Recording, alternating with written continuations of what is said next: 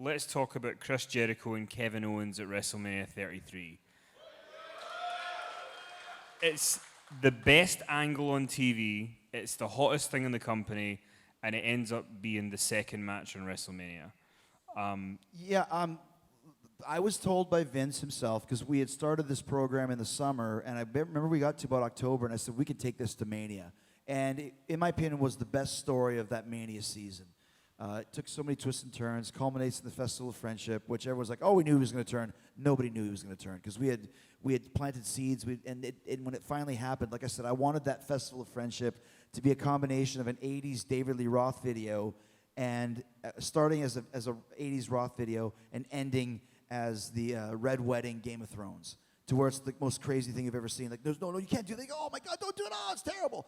And that's what we did. So when the betrayal finally happened, we had it. And Vince told me, Vince wants to talk to you, that the idea is the main event of WrestleMania is going to be Jericho versus Kevin Owens for the world title, and Jericho wins the world title at WrestleMania.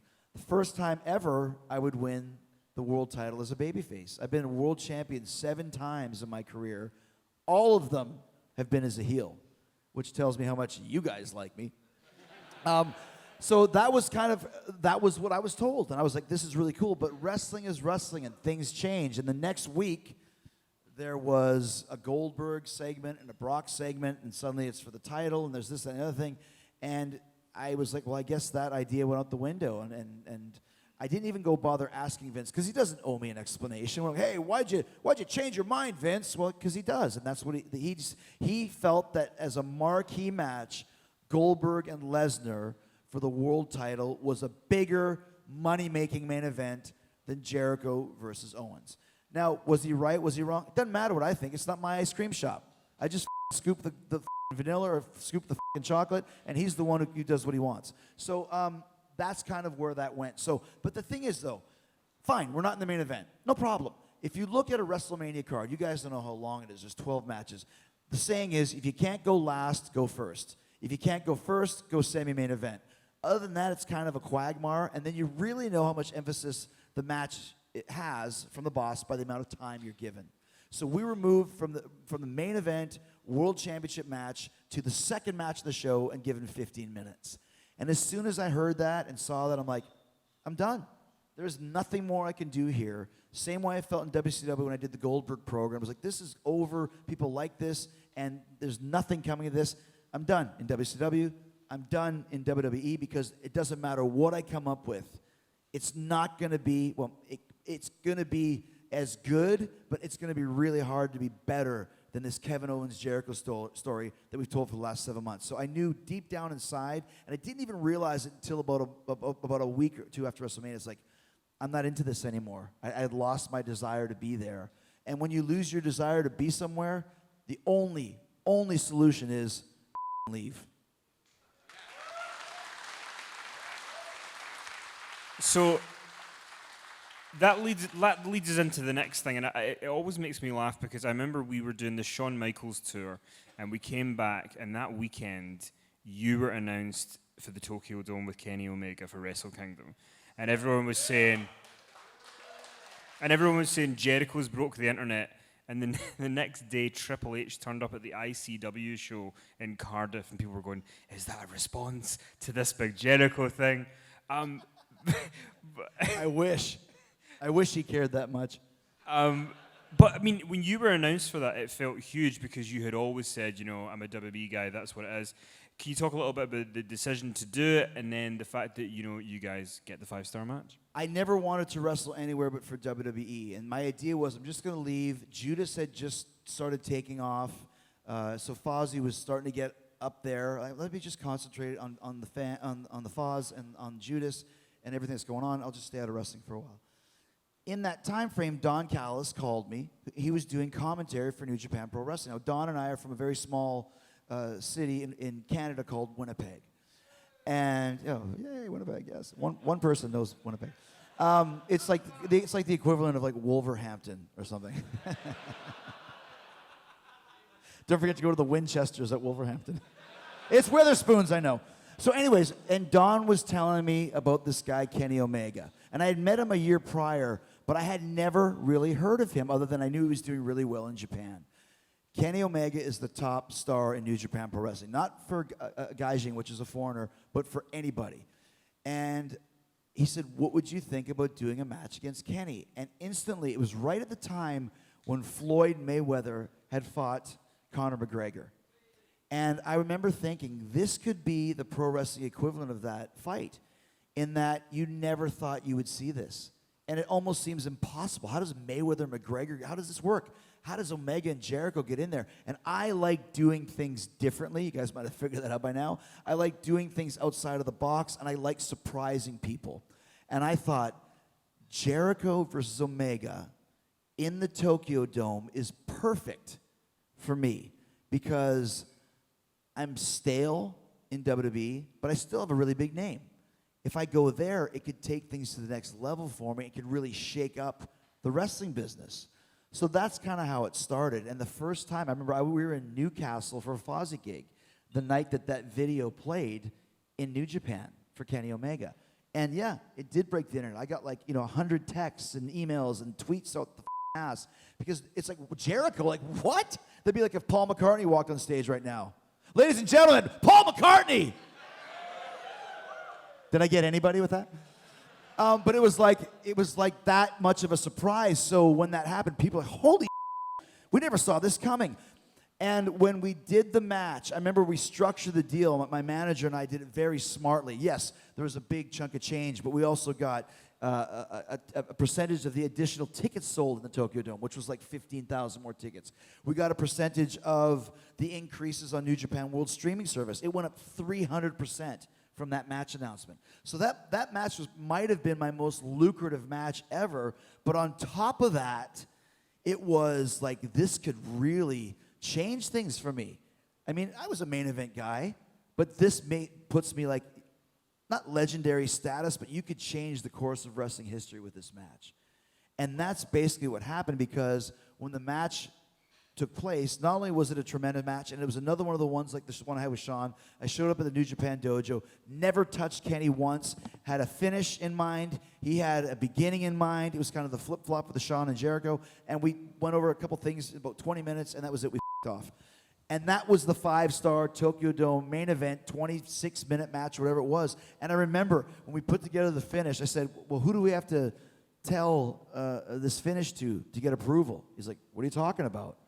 I'm like, well, who's the agent of the match? He's like, what are you talking about?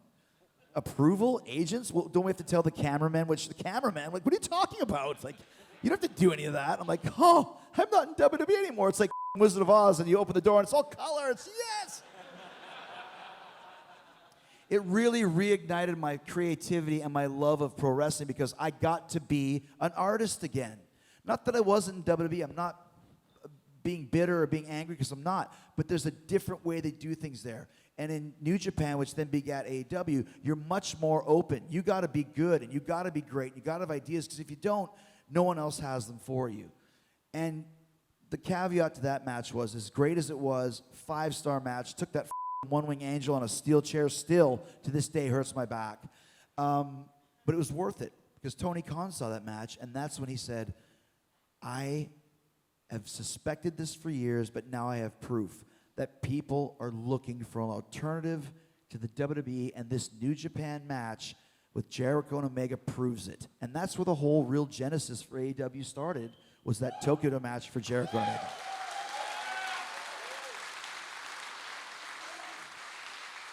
So I want to try and cover a couple of big AEW matches because we do need to get through your questions as well.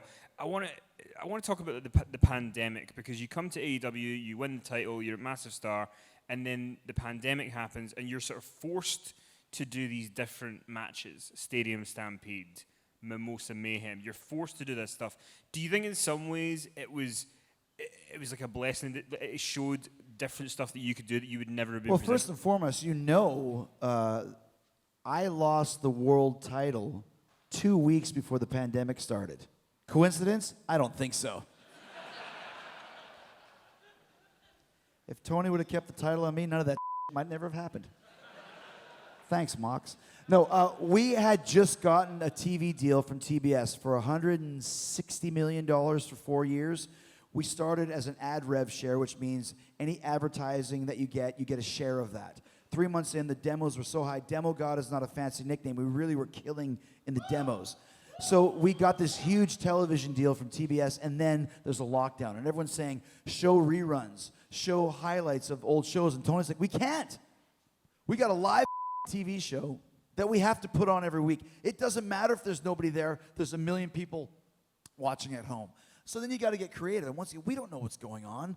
Is this pandemic going to be like Stephen King, The Stand? And is this going to wipe out the human race? Is it 2 weeks, flatten the curve? All the stuff that we heard, no one knew. So all we could do was keep the lights on and keep people entertained. So that's when you talk about a Mimosa Mayhem. It was a brilliant idea. And I'm saying that because I thought of it. You look at it... You look at it now, it's like, oh, what a dumb idea. You'd fall into a mimosa. At the time, I'm wrestling Orange Cassidy, who is what? The orange juice guy. Who am I? The bubbly guy. You put orange juice and champagne together, what do you get? Mimosa.